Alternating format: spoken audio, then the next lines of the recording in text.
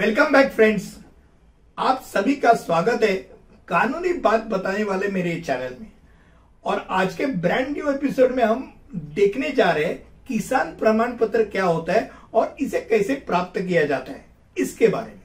सिर्फ इतना ही नहीं, ऐसे वीडियो देखने से कानून से जुड़े ऐसे और भी इंटरेस्टिंग फैक्ट्स के बारे में आपको पता होता रहेगा।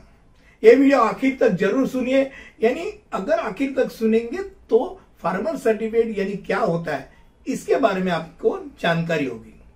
अब फार्मर सर्टिफिकेट, महाराष्ट्र में केवल एक किसान को ही कृषि भूमि खरीदने की अनुमति है। इसका मतलब यह है कि यदि आप अगर किसान नहीं हो तो आप इतनी सरल से कृषि भूमि नहीं खरीद सकते। बहुत बार ऐसा होता है कि लोग कम कीमत में इसलिए ऐसी जमीन खरीद लेते हैं।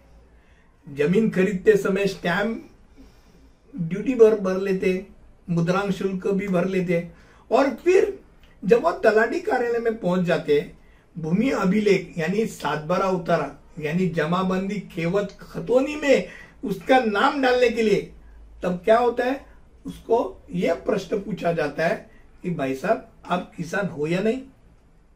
तब अगर वो बताता है कि मैं किसान नहीं हूं, मेरे पास फार्मर सर्टिफिकेट नहीं है, तो सीधे वो सरकारी भूमि हो जाती है, यानी वो सरकार जमा किया जाता है।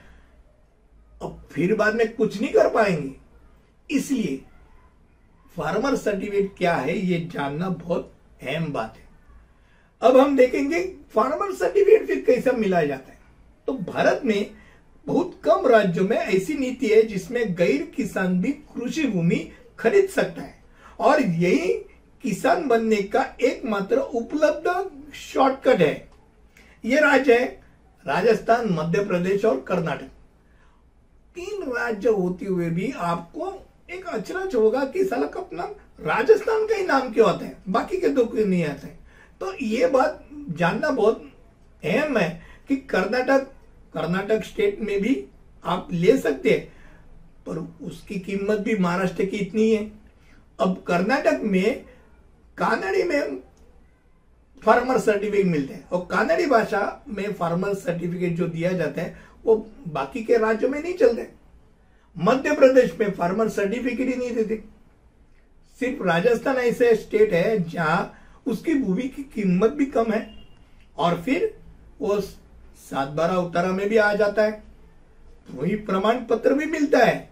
इसलिए ये राजस्थान का मामला सबसे राज्य में अगला आगे चलता है। आमतौर पे राजस्थान में किसान बेचने वाला और खरीदने वाले के तरफ से वकील धारक पावर ऑफ एटर्नी लेके उसके बीच कृषि भूमि के संबंध में विक्री विलेख करते हैं, यानी सेल एग्रीमेंट कर देते हैं, बेचननामा कर देते हैं, और फिर क्या करते हैं, यह ठीक से पंजीकृत किया जाता है और आधिकारिक तौर पे इसे 7/12 यानी जमाबंदी खेवत खतौनी में दर्ज किया जाता है, और अंत में किसान प्रमाण पत्र यानी भूमि प्रमाण पत्र उसे तहसीलदार द्वारा दिया जाता है। कृषि भूमि खरीदने की मांग क्यों होती है, हम ये जानेंगे।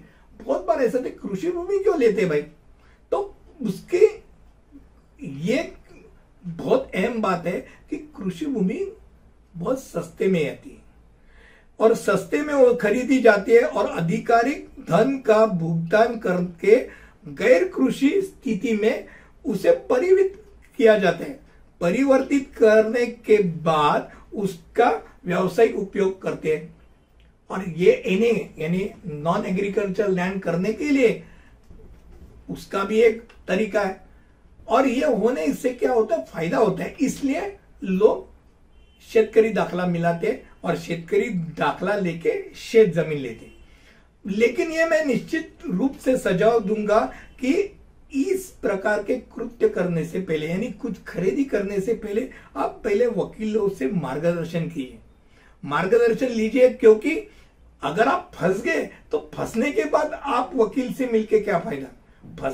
अगर कुछ लेना है उसके पहले अगर वकील को दिखाते, जैसे मैं आपको दिखाता हूं, यह भूमि प्रमाण पत्र है, ये सही है।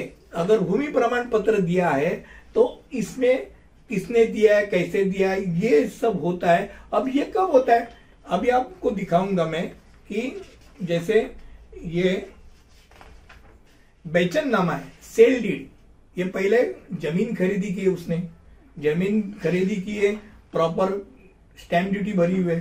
फिर उसको क्या होता है, ये जमाबंदी खेवट खतौनी में इसका नाम आ जाता है, और ये होने के बाद फिर आता है भूमि प्रमाण पत्र, ये दिया जाता है। अब सही है क्या नहीं, गलत है नहीं, ये देखने के लिए वकील मित्र आपके उपलब्ध है।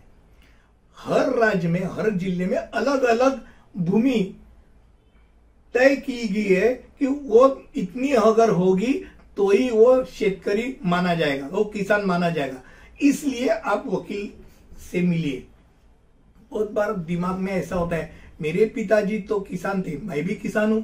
भाई साहब किसान थे, आज तुम्हारे नाम पे भूमि है कि नहीं ये कौन देखेगा? अगर नहीं है, आपके पास जमाबंदी नहीं है, अब सातबारा में कहीं भी आपका नाम नहीं है, बेच दिया तुम्हारे पापा ने, तो आप अभी किसान नहीं हो, ये समझ लीजिए। पापा किसान थे यानी पूरे जन्म भर किसान नहीं है। अगर खेती है तो ही किसान है, इतना याद रखिए। और खेती भी क्वालिफाइड खेती, उतनी जमीन चाहिए, ये देखना अहम बात होगा। आपको ये वीडियो कैसा लगा ये मुझे जरूर बताइए, क्योंकि ये अलग सा टॉपिक था। फार्मर सर्टिफिकेट यानी किसान प्रमाण पत्र क्या होता है, इसके बारे में आपको मैंने सही तौर में अलग सा हटके पूरा बताया है। मुझे लगता है आपको ये अच्छा लगा रहेगा। अच्छा लगा रहेगा तो लाइक, सब्सक्राइब और शेयर करने के लिए मत भूलिए। और अगले वीडियो तक ऐसे कोई नए टॉपिक को लेकर हम मिलेंगे। तब तक के लिए सत श्री अकाल, नमस्ते, जय हिंद।